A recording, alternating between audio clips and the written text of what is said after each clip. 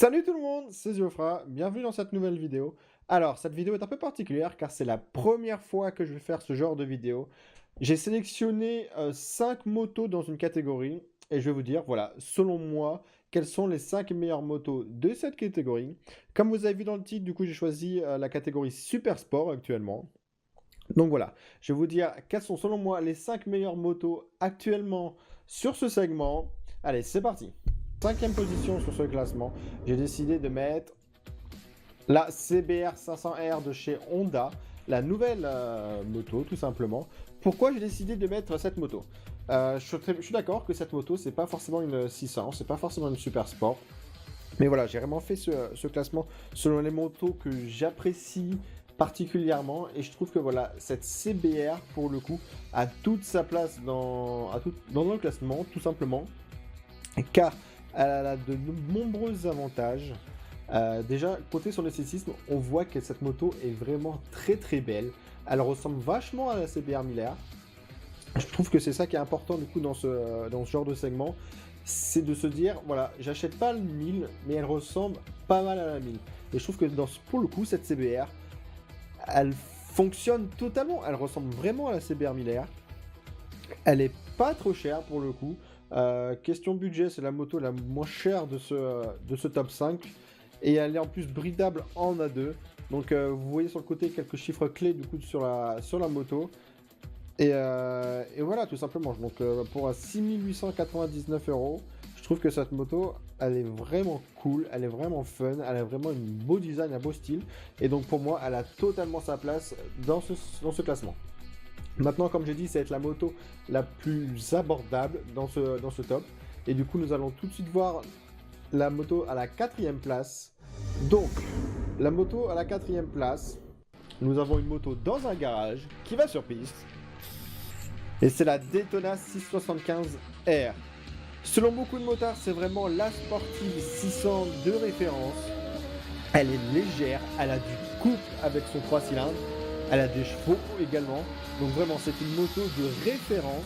Malheureusement, elle est à la quatrième position, qu'elle a été arrêtée en... Oula, elle a été arrêtée, oui, en 2016.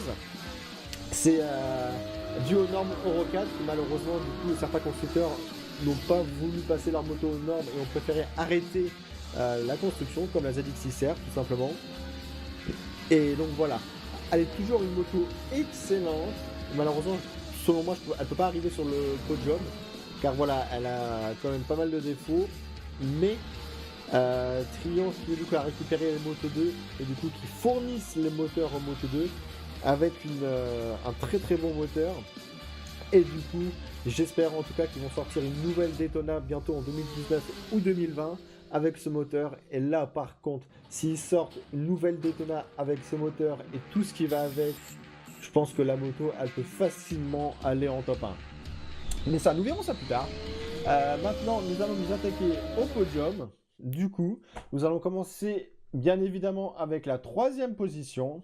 Mais avant de commencer du coup avec la troisième position, je me demandais quelle moto vous auriez vu dans le sous-top 3. Du coup, je vous invite dans l'espace commentaire à me dire du coup voilà votre top 3 des 600 Super Sport. Allez, c'est parti pour la troisième position de ce classement des Super Sports. Alors, en troisième position, nous avons une moto rouge. C'est la MV Augusta F3 675.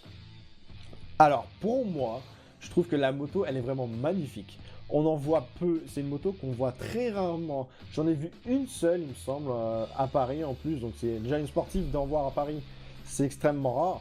Mais alors, celle-ci, je l'ai vue et j'étais bluffé devant. Je la trouvais juste vraiment magnifique, tout simplement.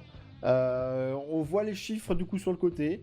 Ils sont quand même pas mal, enfin on va pas se mentir. 128 chevaux, pardon, 3 cylindres, comme la Triumph. 173 kg à sec. Donc voilà, ça doit faire du 190 kg tout plein fait, donc ça reste pas déconnant, franchement. Elle a 128 chevaux, 180 kg, ça va être un très bon rapport de puissance. Après, je vais pas rentrer dans le débat. Les italiennes, ça tombe tout le temps en panne. Je m'y connais pas pour le coup. J'ai jamais eu d'italienne. Je connais pas d'amis qui ont eu des problèmes avec, donc Je vais pas donner mon avis sur le sujet. Moi, je juge du coup le moteur et l'esthétisme de la moto. Et franchement, elle est juste magnifique. En plus, ils ont sorti une version bridable A2 de cette moto. Donc, si vous avez les moyens de vous faire plaisir, tout simplement, vous pouvez la prendre en A2, en jeune permis. En revanche, il faut forcément payer 15 490 €. Ça fait mal. C'est quand même un prix élevé pour une 600. Mais voilà, c'est une italienne. Il y a la finition qui va avec, la qualité italienne. Donc si vous pouvez, faites-vous plaisir. C'est une très très très belle moto. Maintenant, le top 2. Quelle est la moto à deuxième place? Alors, là, c'est pas une moto officiellement. Pas du moins encore. Elle n'est pas sortie. Elle a juste été annoncée à l'ECMA du coup 2018. C'est la RS660 de chez Aprilia. Alors là, la moto, je la trouve juste magnifique. Regardez un peu là, c'est cette finition. Après, je suis d'accord, c'est un concept. Donc ça va pas réel, elle va paraître comme ça la version définitive. Mais alors, je la trouve, regardez ces feux arrière là, je la trouve vraiment magnifique comme moto. On n'a pas énormément de données là-dessus, vu qu'elle n'est pas encore sortie, elle n'est pas encore commercialisée. Ça va être un moteur de 660 cm3. On ne connaît pas forcément les chevaux qu'elle va déployer, ça va être un bicylindre. Il me semble que du coup ce modèle qui était exposé faisait 160 kg à sec, forcément il n'y avait pas de liquide dedans.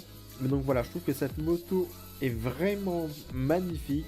Elle mérite complètement cette place dans ce top, car si elle sort et qu'elle ressemble quasiment à ça, mais ça va être une folie. Le prix n'est pas non plus communiqué. Après, je pense qu'elle va forcément être vers les prix de 14 000 €, voire plus facilement. C'est une italienne, une 600, donc je pense que les prix vont vraiment grimper. Mais waouh, elle est vraiment super belle et il n'y a rien à redire sur la moto. Waouh, juste waouh. Maintenant, qu'est-ce qui l'a détrôné? Qu'est-ce qui est à la première position? Alors, la moto à la première position.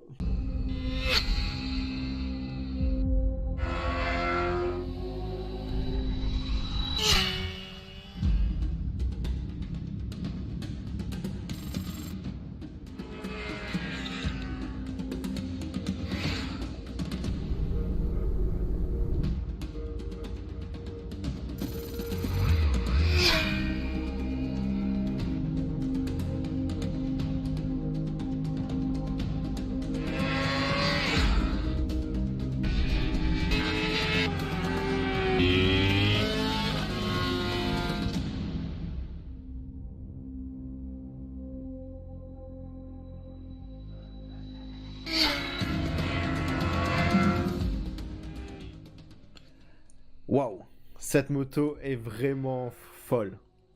Elle est magnifique. Question design, on peut rien dire. Les motos de chez Yamaha, elles ont un design qui leur est particulier. Mais alors cette R6, qui ressemble bien évidemment à la R1, est vraiment magnifique. Je ne peux rien dire. J'adore ce système de 600 qui ressemble à leur 1000, à la 1000, tout simplement. Là, la R6 ressemble totalement à la R1, il n'y a rien à redire. Et je trouve ça dommage les constructeurs qui essayent de changer ça et qui ne jouent pas le jeu. Comme par exemple Kawasaki, du coup, qui sortent leur nouvelle ZX6R, là, qui n'est pas dans le top, vous le remarquerez. Mais qui, pour moi, c'est dommage parce que la nouvelle ZX6R a le design qu'on dirait une Ninja 400 boostée. Et on dirait pas la ZX10R diminuée. Et c'est ça qui est vraiment dommage. Je pense que dans la tête du consommateur, ils veulent acheter une Mini 1000 et pas une Maxi 400. Et pour ça, la 600, elle est vraiment juste top. On dirait vraiment une Mini R1. En termes de chiffres, il n'y a rien à redire. C'est une 600, 118 chevaux, 190 kg tout plein fait. Réservoir de 17 litres. Ah là là. Sur les pistes, elle fait le taf. Le nombre de personnes qui ont des R6 et qui vont sur circuit et qui gagnent, c'est abusé. Sur route, je n'ai jamais conduit, tout simplement. Mais j'aimerais vraiment la conduire. Mais alors, elle est vraiment magnifique. Elle coûte 13 999 €. Mais alors, vraiment, c'est une très très belle moto. C'est une arme de guerre. Elle est juste magnifique. Et c'est la première de mon top 5 des super sports. Alors oui, mon classement. Du coup, en troisième position, la F3 675 de chez AMV Augusta, tout simplement. Ensuite, la RS 660 Concept de chez Aprilia. Et pour terminer, la belle et majestueuse R6. Alors les amis, j'espère que cette vidéo vous aura plu, saura changer d'habitude. J'ai hâte de lire vos commentaires pour savoir selon vous quel est votre top 3 de super sport sur le marché. J'ai vraiment hâte de lire vos commentaires et de voir quelle moto vous plaît et vous fait rêver. J'espère que cette vidéo vous aura plu. Si c'est le cas, n'hésitez pas à lâcher des j'aime, des pouces bleus, des commentaires et des partages. Ça fera super plaisir. Et moi, je vous dis à la prochaine. C'était Ziofra. Tchuss!